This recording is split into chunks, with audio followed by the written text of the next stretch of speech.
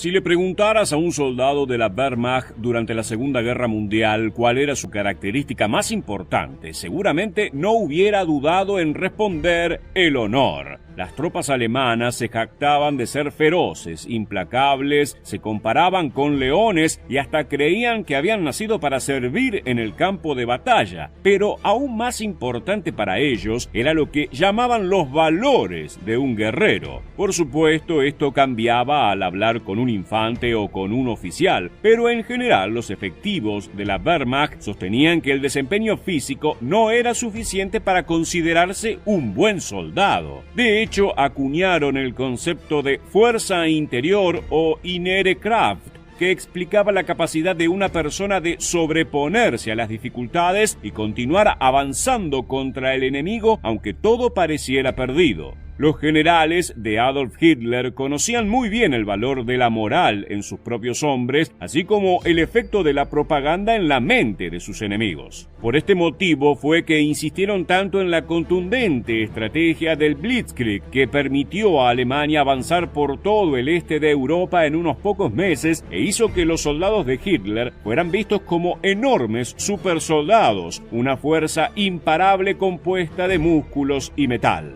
Pero más allá de su enorme autoestima, los efectivos de la Wehrmacht tenían también su opinión sobre los británicos, soviéticos, americanos y otros aliados que enfrentaron durante el conflicto más sangriento de la historia y llevaban estos prejuicios a la batalla, para bien o para mal.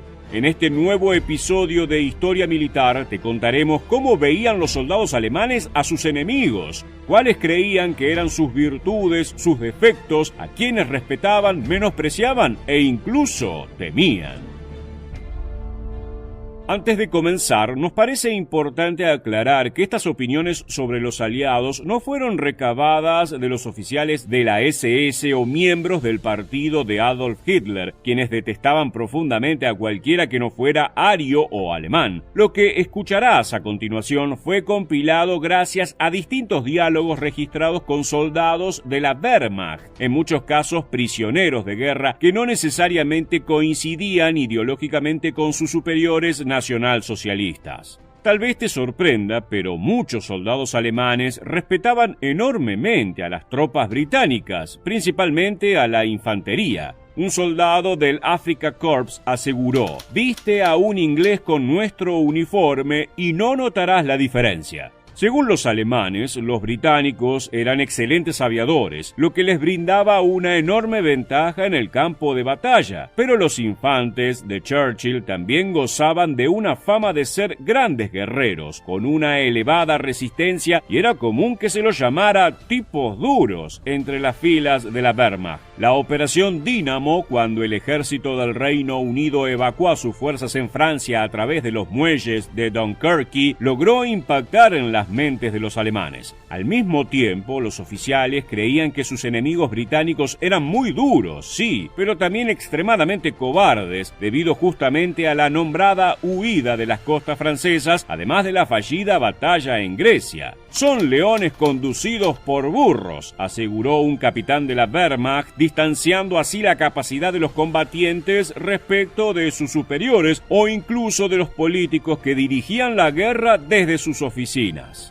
Los soldados británicos eran vistos como hombres eficaces, bien entrenados en combate a distancia, pero generalmente débiles en el cuerpo a cuerpo. Por sobre todo se los calificaba como disciplinados y justos, aunque al mismo tiempo los alemanes consideraban que esto era una debilidad, ya que la doctrina impartida en la Wehrmacht era que un soldado debía poder tomar sus propias decisiones sin tener que depender siempre de la orden de un superior. Pese a la falta de iniciativa para un alemán de la Segunda Guerra Mundial, no había oponente más digno que un británico, al punto de que existieron quienes desearon que Churchill hubiera aceptado la oferta de paz de Hitler, fantaseando con un ejército conjunto que sería imparable. ¿Crees que en caso de haber sucedido esto, los aliados podrían haber vencido a la unión entre Reino Unido y Alemania? Déjanos tu opinión en los comentarios aquí debajo. Todo lo contrario podría decirse de los norteamericanos. Pero antes de llegar a ellos, veamos qué pensaban los alemanes de sus vecinos más cercanos, los soviéticos. El caso del Ejército Rojo era profundamente paradójico para el soldado alemán. Por una parte, el estado físico, la apariencia y el tamaño de los soldados de Stalin inspiraban un enorme respeto que rápidamente podía llegar a convertirse en temor. Les parecían implacables y brutales, hasta el punto que el general Ludwig Krubel declaró: «Cuando estábamos cerca de Uman en Ucrania, mis blindados tuvieron que matarlos pasándoles por encima, literalmente, porque no se rendían de ningún modo». La característica de los rusos que lograba infundir el terror entre los alemanes era el sacrificio con el que luchaban, una profunda convicción de dejar la vida por su madre patria. El propio Krubel aseguró: «Un soldado que combate por su patria con una dureza inflexible no puede, en ningún caso, y sobre todo a ojos de los rangos superiores, ser considerado un mal soldado». Esto coincide claramente con el código de valores de la Wehrmacht. No obstante, más allá de todo este profundo respeto, los alemanes consideraban que los soviéticos eran extremadamente brutos, un pueblo anticuado, barbárico y salvaje, muy lejano a la civilización y la superioridad tecnológica de la que hacían gala los soldados de Hitler, que para ellos mismos representaban un futuro que se oponía a todo lo que eran Stalin, el comunismo y el Ejército Rojo. Aún así, nadie podía caer más bajo a los ojos de un alemán que los norteamericanos. Preferían incluso a los soviéticos, por más anticuados que fueran, ya que los consideraban guerreros. En el caso de Estados Unidos, los soldados de la Wehrmacht creían que lo único que tenían era tecnología y armas, pero que carecían de todas las cualidades y valores respetables en un par o en un enemigo. De hecho, el apodo para los norteamericanos entre las filas alemanes era los cerdos, que si bien contaban con superioridad numérica y material en términos de armamento o vehículos, carecían de disciplina, entrenamiento o eficacia. Incluso los oficiales alemanes no mostraban ningún respeto por las Fuerzas Armadas de los Estados Unidos. Para ellos, los norteamericanos ganaban tan solo porque lanzaban oleada tras oleada de hombres directo contra las líneas enemigas, hasta que lograban romper las defensas. Uno de los ejemplos que evidencian este pensamiento fue el propio desembarco de Normandía, cuando las fuerzas aliadas perdieron 10.000 soldados, mayormente estadounidenses, debido a que la estrategia era lanzar a los infantes contra los búnkeres en la playa. Para la Wehrmacht, esta táctica demostraba el poco interés que tenían los generales en las vidas de sus propios hombres, lo cual les resultaba un tanto desagradable. A su vez, consideraban que a los norteamericanos les faltaba fuerza interior. Aunque este concepto se ha repetido mucho, no queda del todo claro a qué se referían. Podría interpretarse como la carencia de voluntad, de iniciativa, de moral o incluso de espíritu guerrero, característica que, como ya hemos visto, llevaba a los alemanes a respetar a los británicos o los soviéticos. Se hace evidente que el tipo de valores que los alemanes destacaban en sus enemigos eran los que consideraban mejores de ellos mismos. Quizás la guerra no sea más que un enorme espejo, donde el hombre se mira para descubrir que, aunque dispare contra el enemigo, termina matándose a sí mismo. El respeto que los alemanes tenían por los británicos y soviéticos se debía a sus similitudes culturales, mientras que detestaban a los americanos por estrategias que el propio Führer utilizó indiscriminadamente, por ejemplo, en la campaña contra la Unión Soviética o la Batalla de Inglaterra.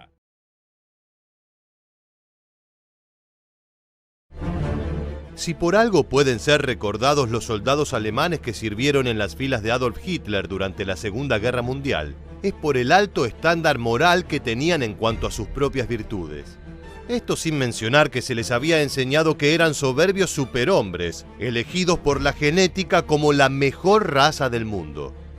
Desde la llegada del Führer al poder, los jóvenes que ingresaban en la Wehrmacht eran adoctrinados para que pudieran cometer los crímenes más aborrecibles sin cargo de conciencia, con el fin de limpiar el mundo de las etnias o religiones indeseables, como los judíos, afrodescendientes o gitanos.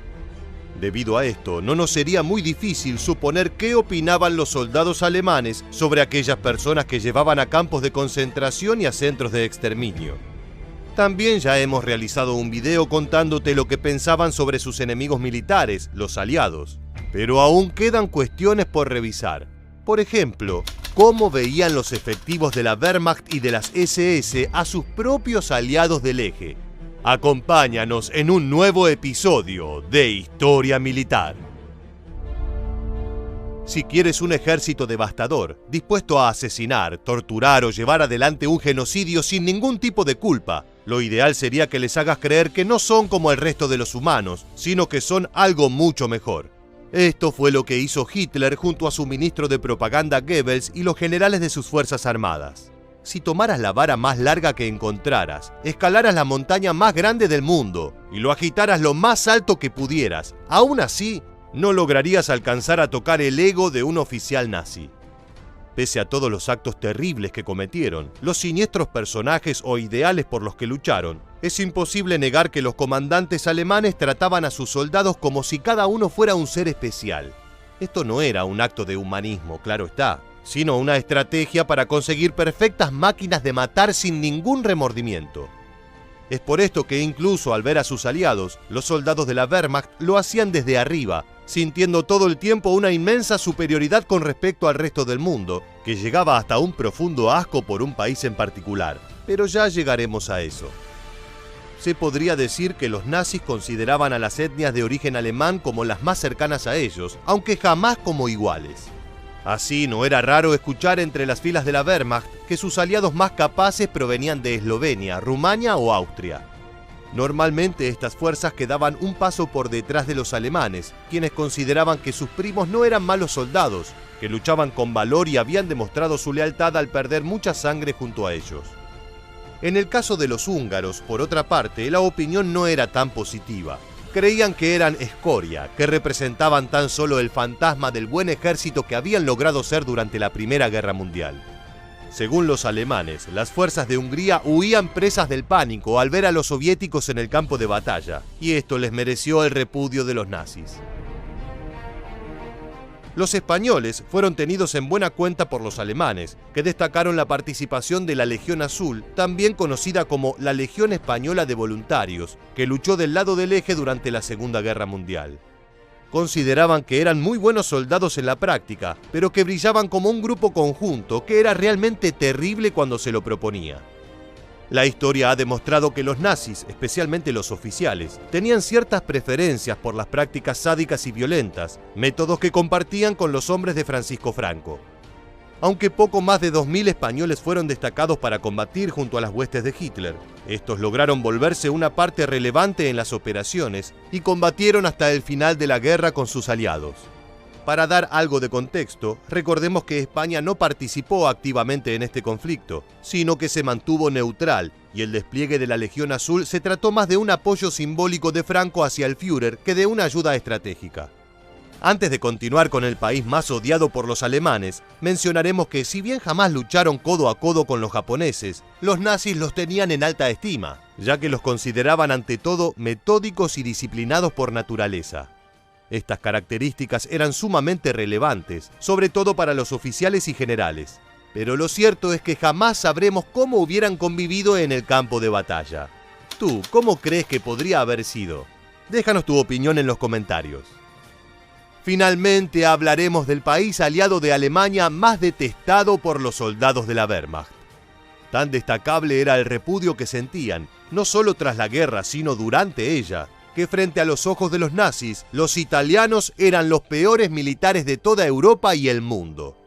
Se encontraban por debajo de los húngaros, así como de los norteamericanos, a quienes llamaban cerdos. Pero pese a que Adolf Hitler admiraba profundamente al dictador Benito Mussolini, el propio Führer llegó a considerar que aceptar la ayuda de Italia en una operación podía exponerla al fracaso, debido a la impredecible incapacidad del ejército real.